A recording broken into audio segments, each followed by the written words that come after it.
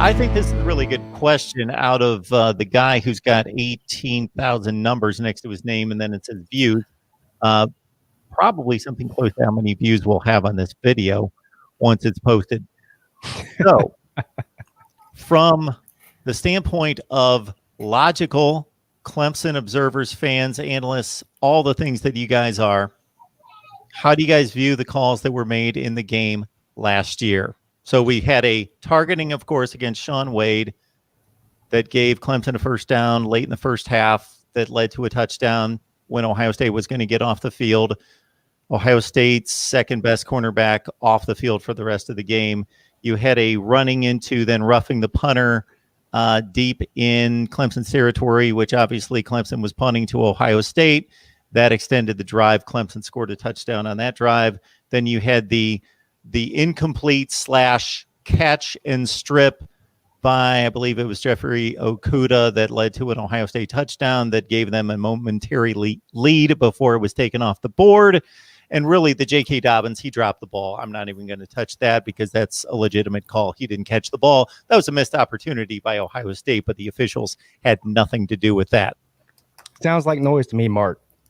Totally. Noise. If you put yourself on the other side of those three calls, you would not in any way. Well, I can tell you this. I've been on YouTube for 3 years. I've been a part of some bad losses on the Clemson side. I've never made excuses for it. You can go through any game tape of any game where you lose a game and say this should have happened, that should have happened. The fact that we're a year later we're still talking about this is mind-boggling to me. It's funny that they don't ever mention the fact that Travis Etienne had 3 touchdowns, 127 receiving yards. Trevor Lawrence had over 100 yards rushing, and that one that they gashed him on. And the fact that Ohio State had a chance to win the game at the end and threw an interception in the end zone. All of those things don't matter because there might have been a bad call on a fumble. They don't kick field goals in the red zone. It sounds like excuse making. Well, wait a minute.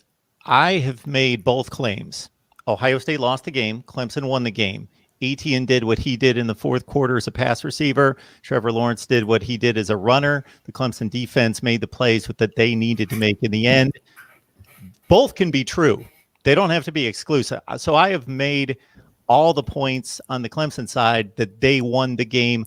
Ohio State made mistakes that some Clemson forced, which that's football. Others that were inexcusable, unforced mistakes that Ohio State made. That's football as well. But both can be true. But I will say that those 3 plays, in my estimation, were incorrect calls by the official. Do those 3 calls, if they go the other way, guarantee a Buckeye win? No. I think it's pretty easy to deduce that they would have won the game, though. Does it guarantee it? No, they happen at various stages of the game. Right. No, not at all. And I've talked about this on your show before and on my show, and I've ranted and raved about this. This whole slowing down plays that happen at 100 miles per hour to the speed of a snail. I've enjoyed that we actually have replay now to get the obvious mistakes right, but then we've overreached. I'll go to a play. Notre Dame fans are going to wet their britches, but I don't care. We just beat the crap out of them. So, I mean, got them back there. But that fumble by Amari Rogers, they slowed that sucker down to 1 mile per hour. Oh, well, that was a fumble. As to where game speed, it looked like really he didn't. So I'm still up in the air because, quite honestly, I used to ref football. And I'm telling you, bang plays happen.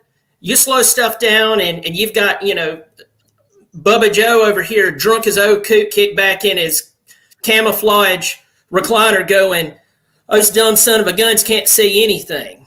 And my God, he can barely see 5 feet in front of him because he's so hammered drunk.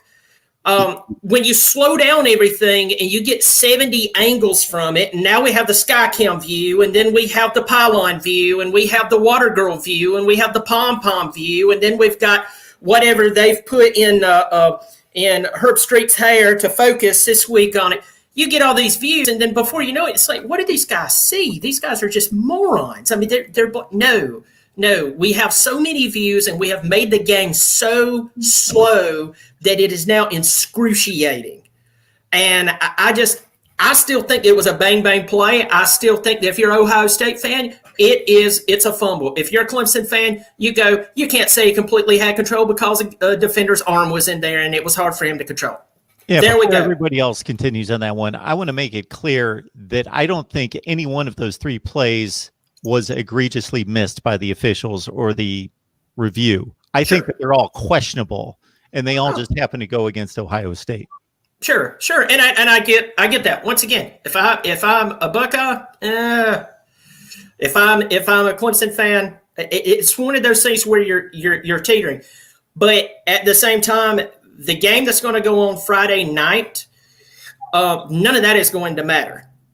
The Ohio State fans who wants to keep bringing this up, that game is over. We have to accept that blowout by LSU, it is over.